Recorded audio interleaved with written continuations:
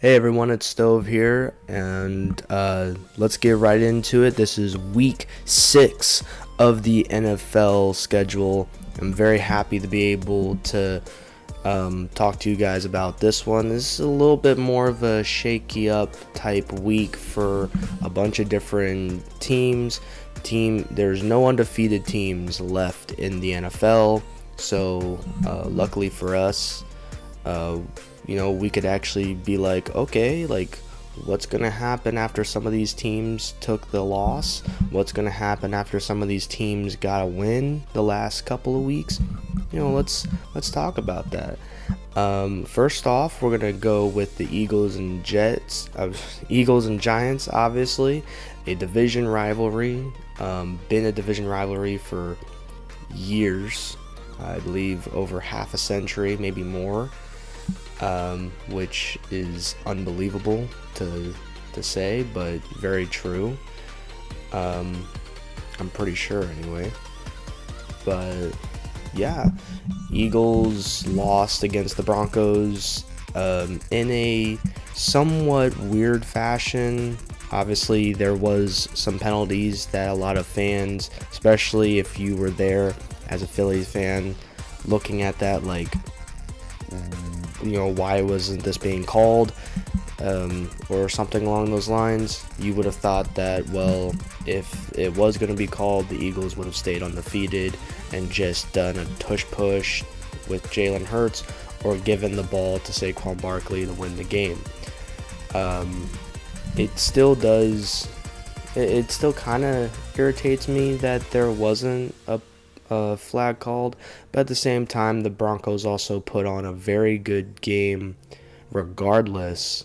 Even that drive, there was some mistakes that both teams made, mostly the Eagles, but still the Broncos did phenomenal. Eagles could have done a lot better, but we are not talking about that game anymore. We are talking about the Giants and the Eagles, and I do have to say, the Giants, even though they're at home, even though Cam Scatterboo, Jackson Dart, some of these other young guys that are on defense and on offense, these guys are giving new way of looking at trying to win games. These guys have true passion, it seems like. They're giving all this excitement back to their own teammates, and it's exactly what the Giants need, especially at home. However, the Eagles' rushing game has been so phenomenally good against the Giants. Even though the Giants' defense, I think, can be able to contain both the passing and the rushing for a little bit, I do still see Saquon Barkley breaking out for like between 100 rushing yards to about possibly even 180 rushing yards. Obviously, I don't want that, just because I gotta face this dude in a fantasy league this coming weekend. But at the same time, I wouldn't be surprised. Now, obviously, it does say total predicted points be like 40.5 points. I would have to say I would take the over on that. Obviously, the Giants can give the Jalen Hurts' offense very huge trouble, and same goes with the Eagles facing Jackson Dart. But I see Jalen Hurts, Saquon Barkley, and that entire Eagles team saying no. Like, yes, we looked not too good against the Broncos, but we'd always dominate the Giants. We are not going to stoop to the level of losing against a team that we really haven't lost to like in a little bit. Now, I think the last time they lost against the Giants was when the Giants were at home, so there's still always a possibility that even though if you like take the over on the, like, if it goes over, I think the Eagles will end up winning. But if it is actually under 40.5 points, I do think the Giants basically will end up doing almost exactly like the Broncos is going to do. The Broncos, in my opinion, have just a better scheme fit team, a better team that's able to play with one another. But the Giants just, like, I love the excitement that the two rookies that they got, Cam Scatterboot and Jackson Dart, are doing. However, I do think the Eagles want to say no. Last week we lost, yes. It was on our own doing because we put ourselves in the position, whether that should have been a flag or not. We put ourselves in that position where we had to basically like get down to those last like 1 or 2 drives. This time we're not going to. So we'll see, but I do have the Eagles winning Thursday night, and obviously I'm recording this on a Wednesday, so hopefully I can get this out either Thursday morning before this game or like right as the game is starting, but we'll see. But yeah, Eagles gonna be 5-1. Obviously, I wish the Giants would win just so it can look like they're doing something good, but I do think it's just way too much right now for the Giants to try to start winning games. The Bengals and the Packers. There's one thing I really wanted to talk. There's about 3 things I really wanted to talk about. One of them being, can Joe get it done? And yes, we do have a quarterback named Joe, but now we got 2 quarterbacks named Joe. One of them being out, and the other one that had gotten traded from the Browns of all teams. Joe Flacco is now number 1 QB for the Bengals, which was announced about 30 minutes ago because it's about 1:41 now. About 1 o'clock or 1:08, I got a notification from ESPN that he will be the number 1 quarterback going into the Bengals, going as a Bengals number 1 QB, going into Lombardi Field, and hopefully being able to beat the Packers twice in one season without having to play in a divisional team. So I think that might be the first ever time that's ever happened. That might be like one out of like a handful of times that's ever happened, at least for a quarterback anyway. But yeah, now granted, I don't think our defense is as good as the Browns. It's definitely way worse. But the chances of us possibly, as long as we played as well as we did in that fourth quarter, trying to fight for those touchdowns and try to fight for those points, I think there is still a chance that the Packers do what they need to do. Yes, it's a 4:25 game, in which I had to list the Bengals like with that group, like looking at my little board here.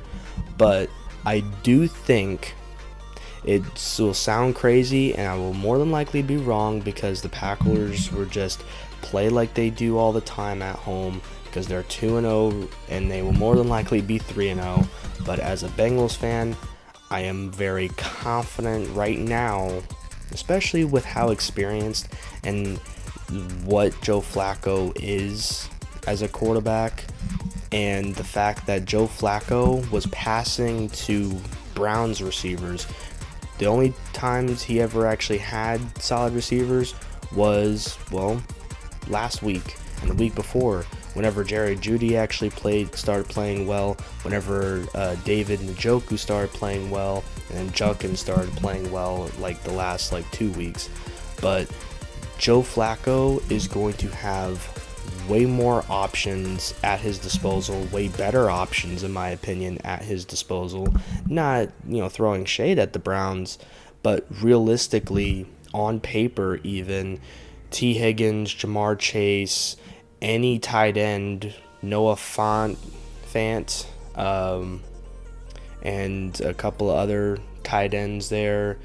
Hell, even 2 or 3 of our other receivers. I can't remember the one kid's name that was the one receiver that was incredible, had 2 great catches in the preseason. We even got that kid, so he could end up being that 3rd or 4th option for Joe Flacco. The only problem is our rushing game looks like crap. So that might be really the only big thing for Joe Flacco to worry about, but also our offensive line is pretty crap too. So we'll have to see what's going on during that game. Green Bay could just intercept Joe Flacco like 2-3 times and then just finish us by like the end of the second quarter. So the second half is pretty much them doing what they want against us. But I have hope, and that's why I think the Bengals, I'm talking a little bit too much about this, but the Bengals are going to win this game. They're going to upset the Green Bay Packers, putting them at 2-1, and Cincinnati being 3-3. Now you got the Broncos and Jets in the morning London game. Quick to say this, but Broncos are going to just end up winning this game. No problem, I think. Besides maybe if the Jets offense kind of basically been doing what they have been doing with Justin Fields. He's been passing pretty well, I feel like. He's been getting a lot of stats, but the only thing that is troubling right now is their defense and the pressure that Justin Fields is getting from that offensive line. And at the same time, Breece Hall is still not there, I'm pretty sure. I think he's still injured. I think he will be injured for a good while. I, again, needed to look back at that, but I have the Broncos winning against the Jets. Not necessarily no problem, because I could still see like the Jets trying to come back, but the Broncos are like, no. If you guys wanted to take the over on the Broncos, I wouldn't be too mad at it. It wouldn't be much of a risky move, but because it's more of a neutral territory, you may actually see a lot closer games during these London games, which we have, actually. So I would say Broncos win at least by 2 possessions, I feel like. 1 or 2 possessions for sure. So definitely take the over on that. Broncos going 4-2, scaring the bejesus out of both the Chargers and the Chiefs. But yeah. Cardinals and Colts, another one where I think that with the Colts being at home, they're undefeated at home. They feel the energy from their Indianapolis people and their fans. Arizona Cardinals have also been back and forth, good and bad. Like, even when their offense has been good, their defense has been shite. Even when their offense has been bad, their defense has been pretty good. And it's kind of just been back and forth. Even in the middle of the games, you'll see some good moments, you'll see some bad moments. It's just the Cardinals haven't been consistent enough to be able to have... I'm pretty sure besides the first 2 games that they had, winning those 2 games, I'm pretty sure they lost the last 3 games, if I'm not mistaken. Here I'm saying this, obviously Cardinals do still have that chance of winning. Now, it would be interesting to see if the Colts lose against a team like the Cardinals after the Colts just won against some of these other solid teams that I think are better than the Cardinals right now and the next season or 2. I do think the Colts beat them by 2 or 3 possessions. I don't think Kyle Murray is I think he's in the right headspace. I think they can play well still. But I think it will just end up being the Colts beating the Cardinals 34-20 or 31-17. to 17 or something, just somewhere around there. I don't necessarily think the Cardinals are going to make it real much of a close game, but obviously there's always a possibility. But I do have the Colts beating the Cardinals there. But again, their defense could just pop up out of nowhere. I don't think Dalen. Never mind. Jones did throw a couple interceptions this year already. The Chargers and the Dolphins. I got another topic to talk about. Are the Chargers lost in the sauce, or is this really just the effects of some of these injuries that they've been getting on both defense and offense, mostly on their offensive line? It seems like. I think after going 3-0, I think they were a bit lost in the sauce whenever facing the Giants, for sure. And then whenever they also lost their best offensive lineman, in my opinion, Joe Alt, that entire side that he was on, Justin Herbert has been pressured by that side way more than I think he's had in his entire career. And that's probably one of the reasons why he can't do much of anything. Now, granted, I'm not saying that he doesn't still make great plays. He still can. He still does. He's got 8 touchdowns and over 2,200 passing yards to prove it. But he's also thrown interceptions. The last 2 games, he's thrown more interceptions than he has he's just thrown, I think he's thrown 3 interceptions, if I'm not mistaken. Or I think the last 3 games, even though he won their third game, which I think he should have lost, but that third game, he threw an interception. The second game, I think he threw 2. And then this last one, he threw another one. And obviously it has to do with the fact that he's getting this much pressure on him.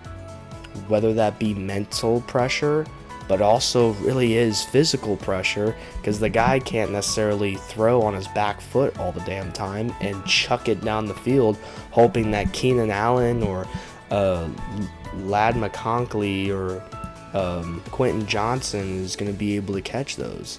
It's just not going to always happen. Like I said, I think the Chargers are going to win this. I haven't said it before, sorry. Misspoke there. But I think the Chargers are going to win it against the Dolphins, just because the Dolphins' defense is just no. I think the Dolphins are arguably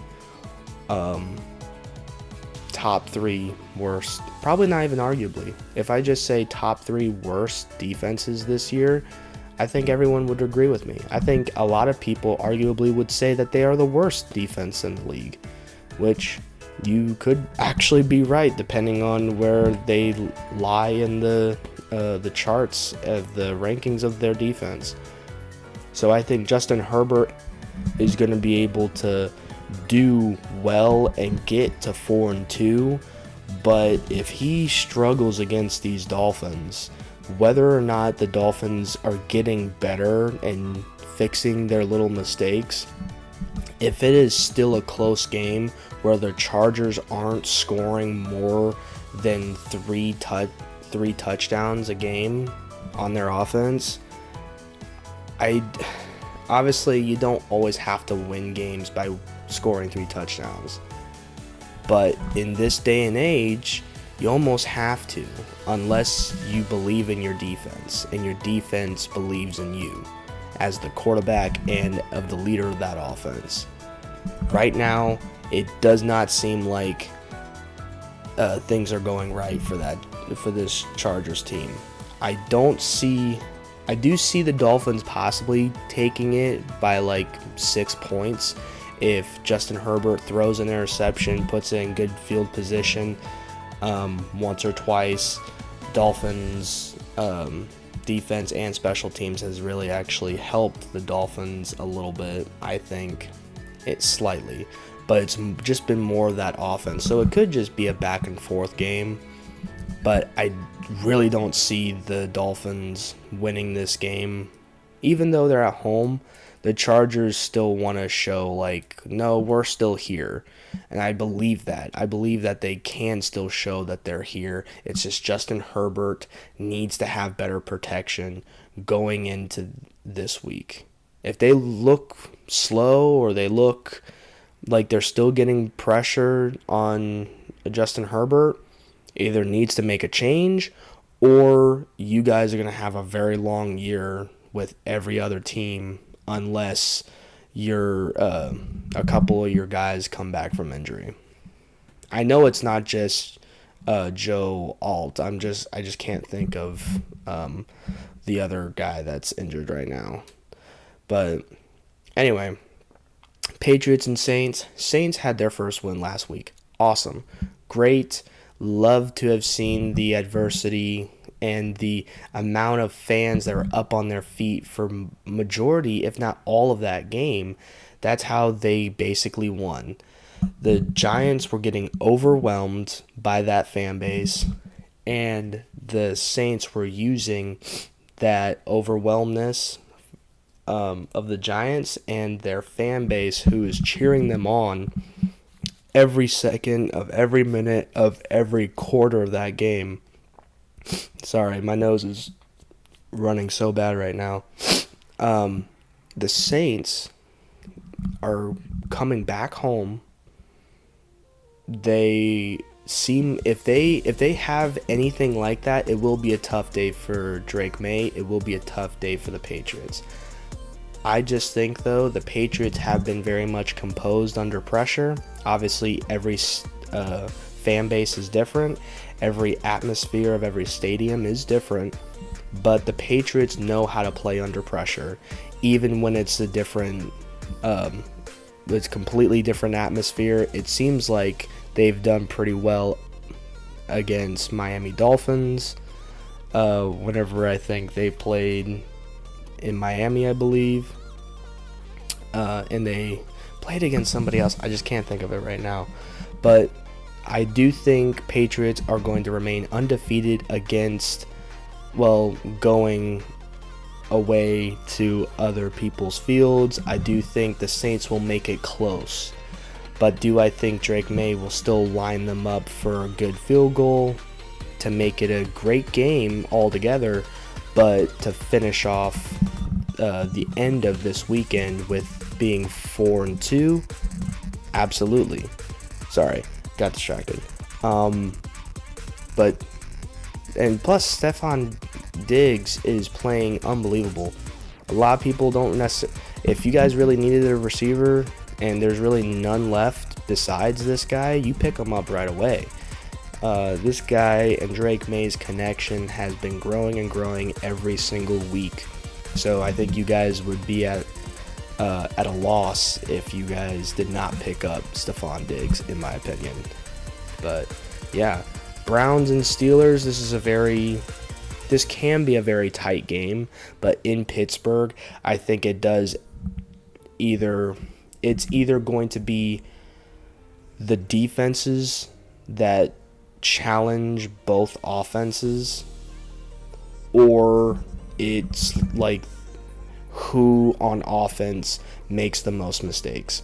Is it the old veteran who's been playing probably almost as long as the starting quarterback for the Browns has been alive, or is it the young starter who has been believed in last week, unfortunately did not win against the Vikings, but still had some good promise trying to come back and win, and they were very much trusting in him to do that.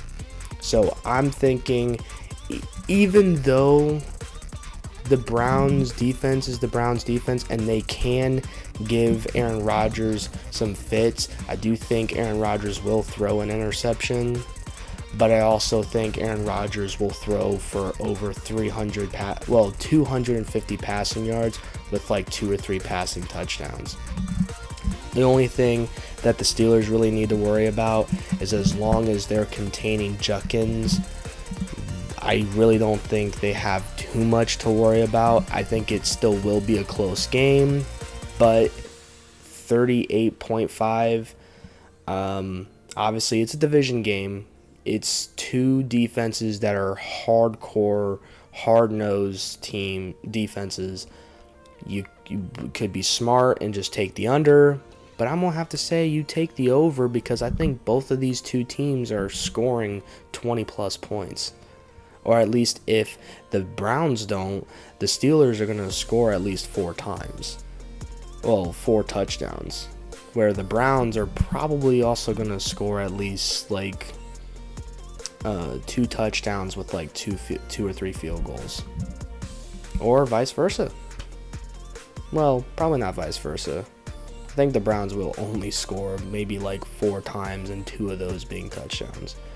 I do think the Steelers, though, as I'm talking like that, I do think the Steelers will end up winning that game in Pittsburgh and going 4-1. Even though I wouldn't want them to, I would rather want the Browns to win against the Steelers, because it would help the Bengals if the Steelers did lose.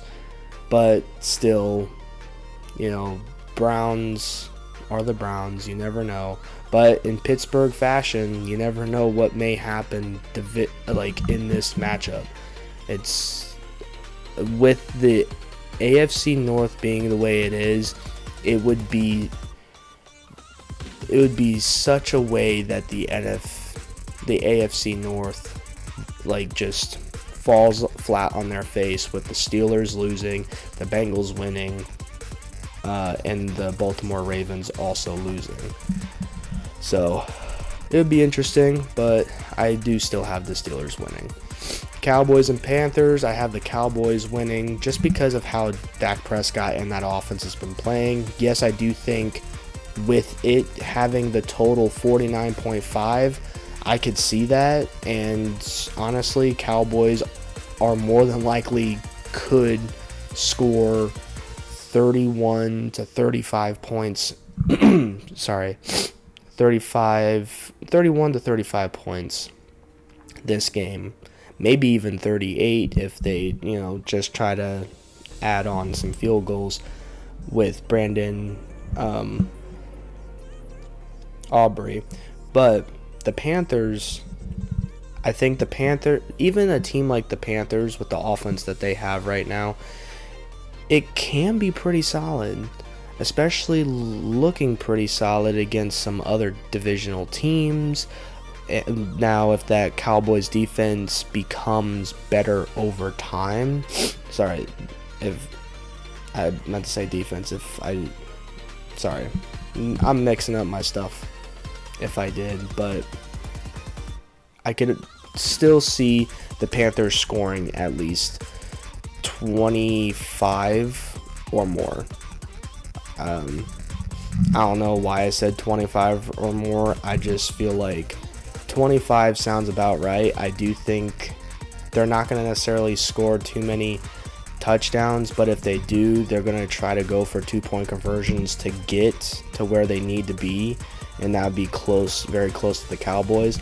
However, the Panthers will need their kicker for sure. They will be using their kicker. I think the Cowboys will hold them to at least 3 to 4 kicks for sure, but the Cowboys offense is just going to be too much for that Panthers defense. Sorry, that was weird and disgusting. My bad. And there goes some viewers. But yeah, like I said, I think the Cowboys offense is just going to be too much for that Panthers defense. So I would probably go over on the 3.5 there. Jaguars and Seahawks.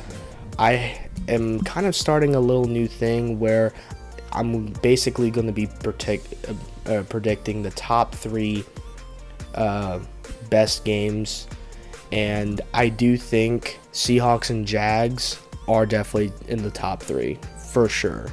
Especially the way the Seahawks played and the Jaguars were able to play against the Chiefs this past Monday. It is absolutely, positively top 3, if not number 1, arguably number 1, just because of what both teams were able to do this past week. Even though the Seahawks did lose, they showed that their efforts weren't for nothing. I feel like, anyway. They do that to like a lot of these other teams. They're winning those games. Now, granted, the Seahawks could have done a little bit better with covering, but so could the Tampa Bay Buccaneers. It was really a true shootout that everyone needed to see, especially with Sam Darnold and Baker Mayfield going at it. But I think if the Chargers, this also leads me to another thing. If the Chargers win this game against the Seahawks, are they clarified as truly the real deal, one of the best AFC, but possibly even one of the best, like, just are they the real deal if they win against the Seahawks this weekend? I would say yes.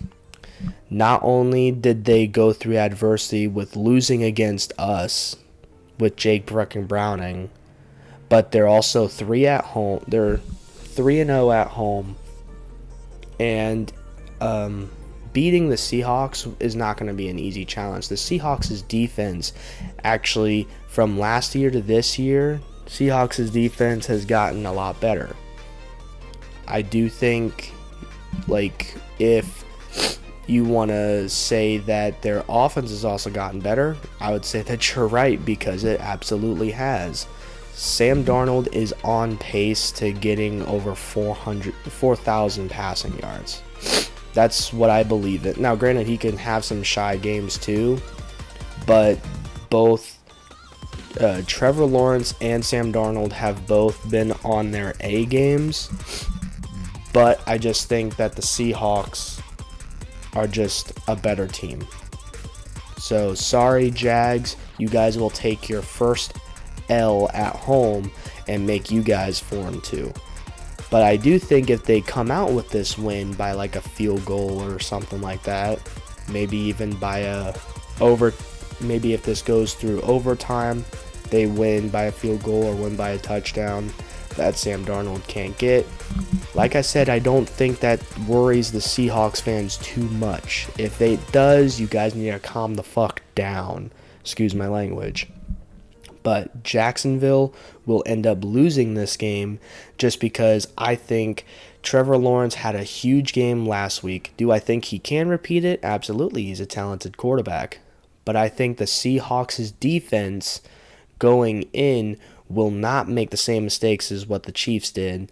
And I think you will have pretty much the same thing of what we saw. It will either look like the Chiefs and Jags game, or it will look like the Seahawks and Tampa Bay Buccaneers game. That's just how I'm going to see it, and it will more than likely either go to overtime or end in a field goal. Maybe both. So, yeah, I do think, like I said, Seahawks end up winning that one, and Seahawks fans could also take a frickin' breather with like the amount of heart attacks that they may have from last week and from this coming weekend. Rams versus Ravens. Sorry, Ravens, but I have you guys losing. You guys will end up being, I'm hoping, if it works out for the Bengals, the Ravens losing as well as the Steelers losing, the Ravens actually end up last in the AFC North division, which has been, I think, several years, maybe even just years in general, that the Ravens have been last in the AFC North. So with Matthew Stafford doing what he's doing, I'm pretty sure the last 2 games that he's put on, he is leading in passing yards. I'm almost for sure that he's leading in passing yards right now. And he only has 2 interceptions. And at the same time, you have a rushing game that is absolutely out of this world. And the Ravens, just like them facing, now, it would be hard to come off of back-to-back losses. I do think the Ravens are coming in with a different mentality, a different attitude after getting their butts whooped as much as they did against Houston at home. They will do better, but I still think the Ravens will score just as much, if not probably 3 or 5 points less than the Ravens. Than Houston last weekend. So the Baltimore Ravens will still lose.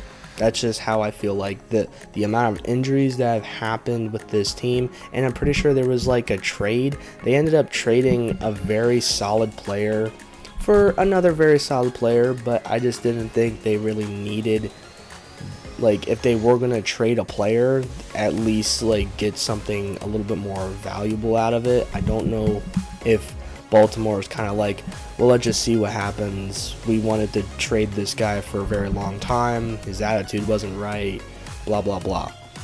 Now, they also picked up, speaking of Houston, after they get the crap kicked out of them by Houston, I think a day and a half, 2 days later, they end up picking up the safety that Houston dropped 2-3 weeks ago, I believe. So I think that safety, Gardner Johnson, I think he's going to also make a solid, he may even get an interception just to be like, hey guys, I'm here. And Houston should have never dropped me because now I'm getting interceptions and now I'm making plays. But I think the Ravens still lose, though. They still lose by either 14 or by 17 points because of the injuries that affected them. Some of these players that they're trying to get, cool, but it's not going to make the biggest changes ever, unfortunately. Maybe the loss says different and Baltimore just somehow wins against the Rams, but that would be a big loss for the Rams there. But Rams do go 4-2 after this weekend. Sorry for talking too much about that. It sounded like just another broken record. This is one of the hardest ones to really predict because on one hand you got Geno Smith, who's been throwing interceptions left and right, and I'm pretty sure he is technically 1 interception away from being averaging 2 interceptions per game, which is pretty much what he has done. But also Cam Ward and that Tennessee Titans offense was able to come back from a huge deficit against the Arizona Cardinals, which I think they shouldn't have won if Arizona never had to deal with that stupid ball fumbling in the end zone crap. Tennessee still, I think, comes into this game very excited, and it is a close game. And I do think they intercept Geno Smith. But I think, I'm predicting this, if Geno Smith throws 1 or even 2 more interceptions in that game, in this game here, they start Kenny Pickett. And that happens in the second half, I think. So, where the Raiders need it most, Kenny Pickett will play not too bad, but also not too good either. But Ashton Genty will be able to flow a lot more easier. I just think the Raiders will have that home field advantage, even though they've lost the last. They are completely defeated at home, 0-2. But if they change it up with Kenny Pickett, I see them winning. But even if they don't, I still kind of see them winning just because Pete Carroll is their coach, man. And He's a solid coach whenever it comes to motivating his guys. I'm not really too familiar with the head coach in Tennessee, but we'll see what happens. I don't think now. I think the Raiders are random. I just don't